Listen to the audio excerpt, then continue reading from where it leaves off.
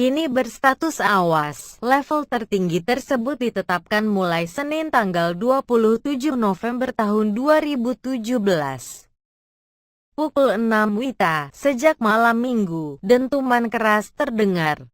Lava merah pun terpantau dari Menara Suci Pulau Dewata. Lahar dingin juga keluar dari perut gunung tertinggi di Bali itu, pun dengan abu vulkanik yang dimuntahkannya ke angkasa, yang mengganggu jalur penerbangan dan jadi alasan penutupan bandara di Pulau Dewata. Aktivitas Gunung Agung kemudian dipantau dunia. Yang jadi pertanyaan banyak orang, akankah dampak letusan Gunung Agung sedahsyat yang terjadi pada 1963 kala itu 54 tahun lalu? Erupsi gunung setinggi 3031 meter di atas permukaan laut Melo. Hampir 1.600 orang tewas dan 296 orang luka. Mayoritas korban jiwa jatuh karena awan panas dan dampak aliran piroklastik efek erupsi Gunung Agung 1963 juga mengglobal. Di belahan lain, bulan pun gelap. Suhu bumi menurun gara-gara material erupsi mengurangi intensitas sinar matahari. Sementara itu, kekeringan melanda China bagian selatan sejauh ini terkait letusan 2017.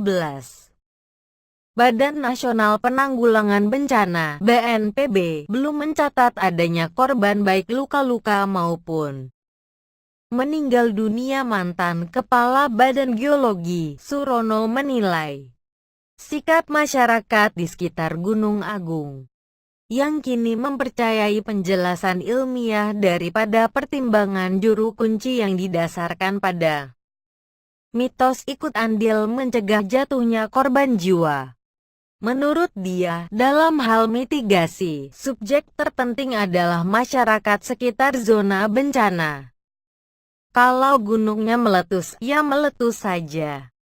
Namun, membuat masyarakat mengerti dengan imbauan otoritas setempat itu yang penting. Meski begitu, Bahrono menilai penetapan status awas Gunung Agung terlalu dini. Ia khawatir masyarakat akan terlalu lama berada di pengungsian. Pria yang akrab dipanggil Mbah Rono itu menambahkan, masyarakat saat ini cenderung patuh pada imbauan yang dikeluarkan otoritas setempat untuk mengungsi dan menjauhi zona bahaya. Saat erupsi 1963, orang percaya supranatural dari juru kunci, karena ingin suatu kepastian yang mudah diperoleh dan mudah dicerna. Untuk mengalihkan ke scientific opinion, susah sekali. Gunung Agung kali pertama berstatus awas pada tanggal 22 September tahun 2017. Warningnya terlalu dini. Sejak tanggal 22 September warga telah menunggu di pengungsian. Jangan sampai seperti kasus Gunung Sinabung. Masyarakatnya lama di pengungsian tapi gunungnya tak meletus, ungkap Bahrono. Apalagi ada dampak yang bisa ditimbulkan dari keputusan untuk menaikkan status sebuah gunung, termasuk sosial dan ekonomi. Terlebih, daerah sekitar Gunung Agung merupakan wilayah pertanian, wisata, masyarakat perekonomian rendah sampai tinggi sangat bergantung di situ. Banyak risiko tinggi, seperti bandara ditutup akibat letusan Gunung Agung.